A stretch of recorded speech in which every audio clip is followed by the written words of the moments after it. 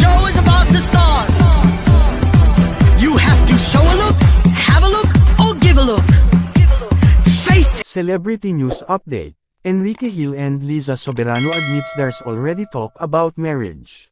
Paalala lamang po, ang bidyong ito ay base lamang sa mga nakalap na impormasyon na nag-viral at naging usap-usapan ngayon sa mga social media platforms. Kamakailan ay inamin ni Enrique Hill na nag-usap na sila ng kanyang on-screen at off-screen partner na si Liza Soberano tungkol sa kasal. Sa isang panayam kay Boy Abunda kamakailan, kinumpirma ng aktor ang mungkahi ng host tungkol sa seryosong pag-uusap nilang dalawa na mag-settle down, sa pagsasabing, "Yeah, of course. Of course, we want to take it step by step. That's why we're getting into business. We are thinking about the future, but we have to concentrate on now," he said. "We talk about it sometimes. Out of nowhere, what do you think about getting married? Pero ang hirap kasi ngayon, kasi ang daming nasa plato natin. We want to build our alcohol business. We're getting into 3 more businesses from totally different fields. We just want to make sure that when we have our own family, we're comfortable. If we can live comfortably, we're fine," sabi niya.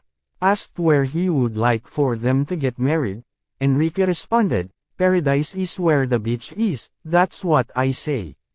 "Yeah, of course," tiyak na sagot ni Enrique Hill nang tanungin kung seryoso na ba silang mag-asawa ng long-time girlfriend niyang si Liza Soberano. Noong una, tinanong si Hill kung engaged na sila ni Soberano, sa liwanag ng singsing na suot niya na kitang-kita sa halos lahat ng interview.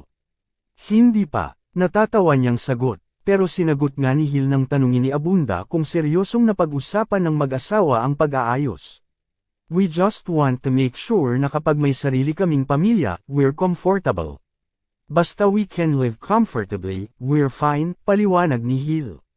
Sumang-ayon ang "Make It With You" star nang ibahagi ni Abunda ang sentimiento mula sa kanyang showbiz contemporary na si Daniel Padilla, mga 30 na ideal age para magpakasal. "Napakatotoo," sabi ni Hill. "Ano ang masasabi mo tungkol dito?